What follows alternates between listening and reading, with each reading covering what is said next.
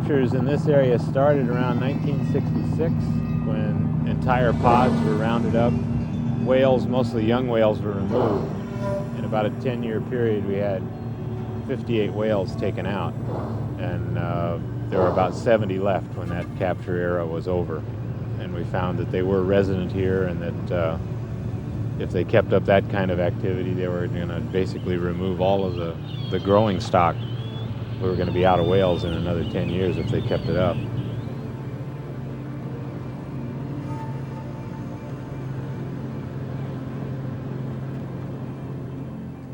Well, in 1970, I was hired to be a diver and work on the whale capture. So we ended up down here in Penn Cove, and that's where it all happened.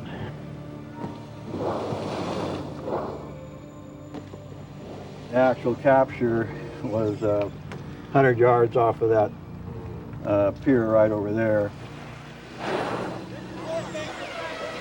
The holding pen was just a big circular net that was put down, and trying to get the smaller ones, work them into this little corral area, and that's where the animals died. They got caught in the net and drowned. And although there were guys hired to patrol that for that purpose, you know, well, stuff happens, you know, and it did.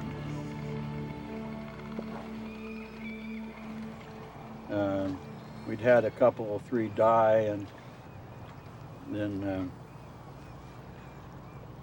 anyway, we had released them all, and we took the last one over to the dock, and all of the animals that were in the holding pen and the animals that hadn't been caught at all came over to the dock right where we were loading the last baby, and stayed there. And they just communicated back and forth, and it was just awful.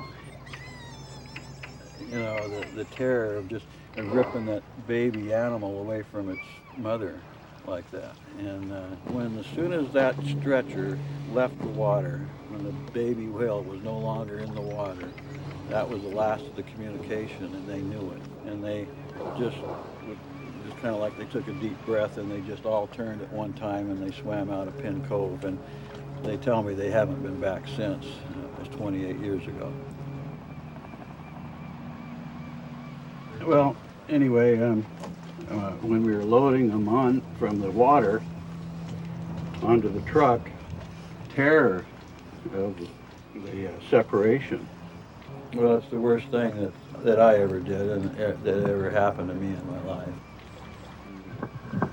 Are there any questions, or you just want to stand there and watch a grown man cry? It changed my whole life, and I very seldom can get through it without breaking down, and it's embarrassing, and I don't tell the story very often, but it's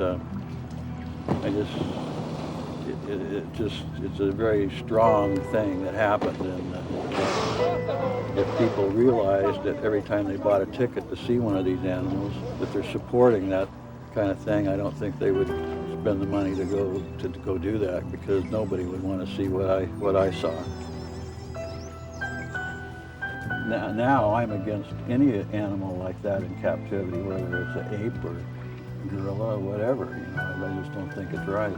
And once you see that, what I saw, what I tried to explain, I don't see how anybody could see it any different. Well, when the first captives went on display, I went to see the early SeaWorld parks, and I was amazed at how much could be learned by having the entire animal visible, by being able to draw blood and samples from it, how trainable they were. But there was just a limit to all that. It was like studying a fish in a bowl. It had nothing to do with the system that it came from. And it took long enough to learn about how to keep them alive in that bowl. Now we have to translate some of that knowledge and all of what we get from the wild to learn how to keep them alive out here.